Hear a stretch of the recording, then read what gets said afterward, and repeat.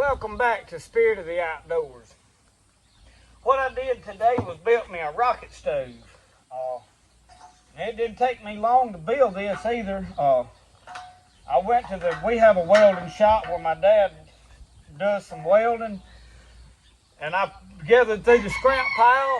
I had 2 pieces of square tubing laying there. This one happened to be about 2 foot. It's actually a little shy of 2 foot. And then there was about a 1 foot piece, maybe a little bit longer than 1 foot. And I cut a 45 on it. I cut a square hole in this side of this tubing, welded that to it. I welded the cutoff of the 45 on the back side right here, cut some holes in under there, and it's full of holes all in there so it can get plenty of air.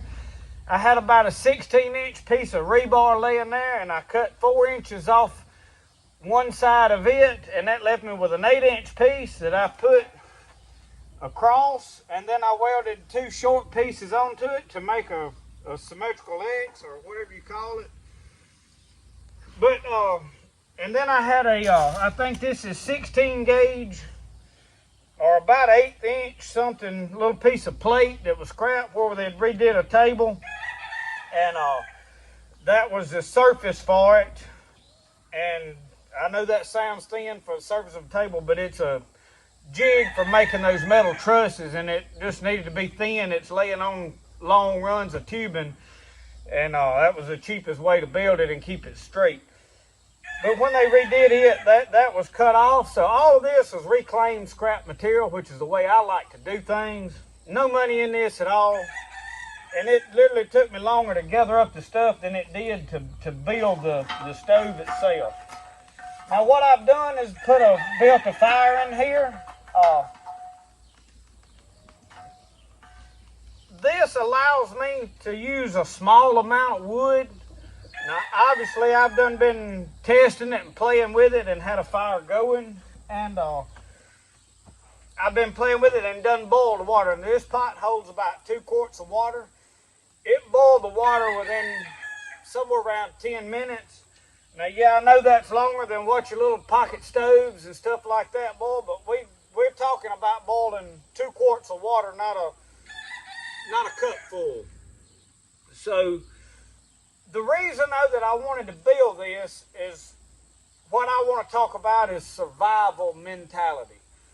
Now there's a big, huge concept out that people in survival, they think that they're going to put a little bit of gear in a backpack and they're going to take off to the woods and I guess start trespassing and all this kind of stuff, get in trouble with the law, and that ain't survival mentality in my opinion. Survival means I'm going to stay right here on my place, on my own property. We have woods. Now I realize that everybody don't have that. Those people that live in the cities and those people that don't have any land, don't have no resources, hadn't prepared ahead, they probably going to put their stuff in a backpack and they going to come to your place and try to steal what you've been working for and what you've put up all this time. So those are the people that we're going to have to watch out for. Well, this stove allows me to cook. I'm going to stay here on this property because I have 2 kids, a wife. My mom and dad live right here beside us. So, and I have all my resources. We have wood, we've got stuff, gardens and stuff. And as far as prepping, that's my mentality. I don't take canned goods and stash them in a room somewhere and say, okay, I'm prepping. That to me, that's worthless. That's useless, because at some point you're going to run out of that. You need to be more what I would call self-reliant and provide everything that I need for myself. You need to be able to provide your own meat, your own vegetables, and your own fuel to cook and heat with. Yeah, I like my air conditioner, but we're probably going to have to do without that if the worst case scenario, if it hits the fan or, goes south or whatever you want to call it.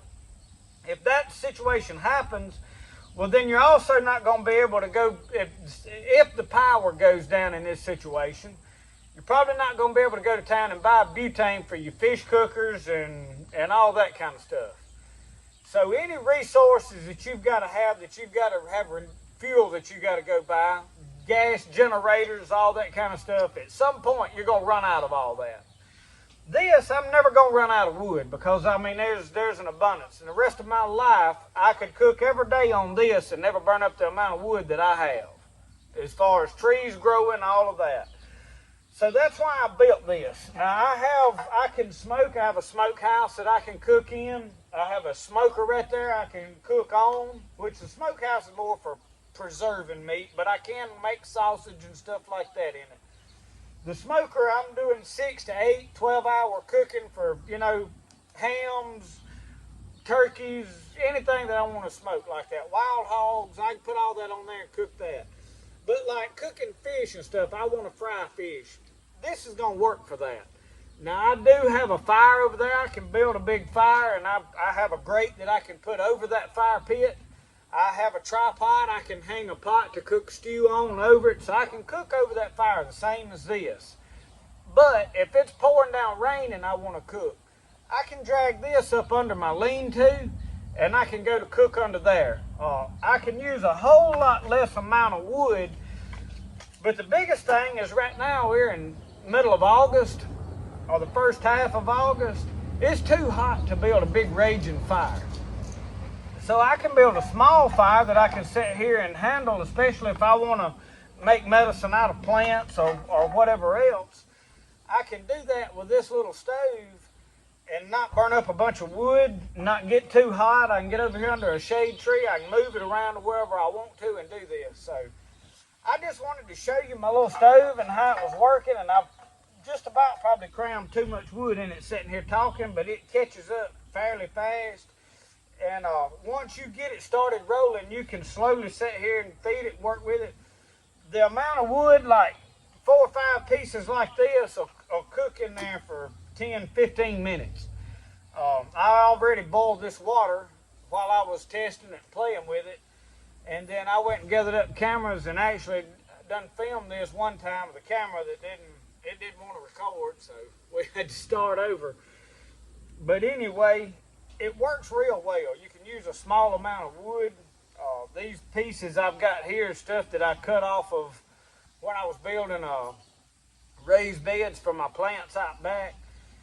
But I'll get the camera and we'll get a closer look at how this is working and a little bit closer look at it.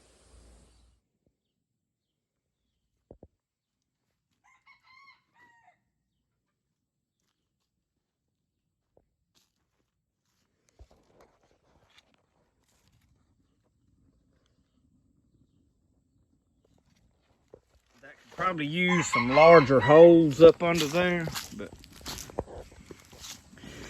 then I wanted to show you. You can see the fire rolling down in it, and then how I put that together. You can set a pot on there. Now obviously you can make this bigger. You can make it whatever size you want with whatever resources you have. But now right here, and see, this is just small pieces of wood.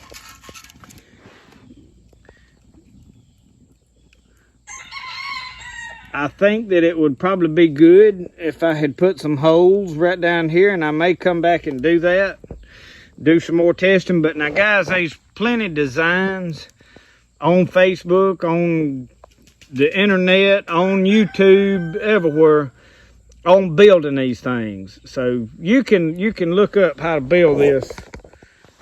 You can look up how to build this pretty easy and build one. So I wasn't going to do a video on building the thing.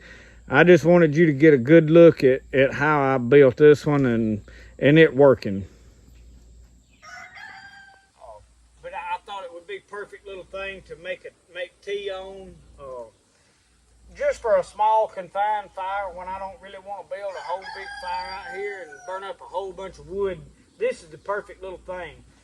The next thing that I got in mind for it, and I need to go get something right quick.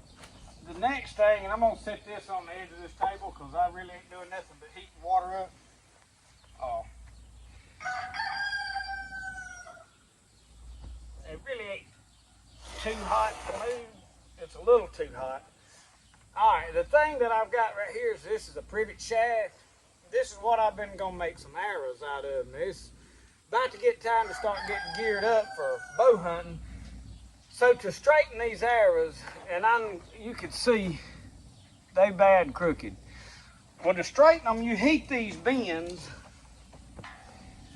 And this, I can sit right here with this and burn a minimum amount of wood and work these arrows.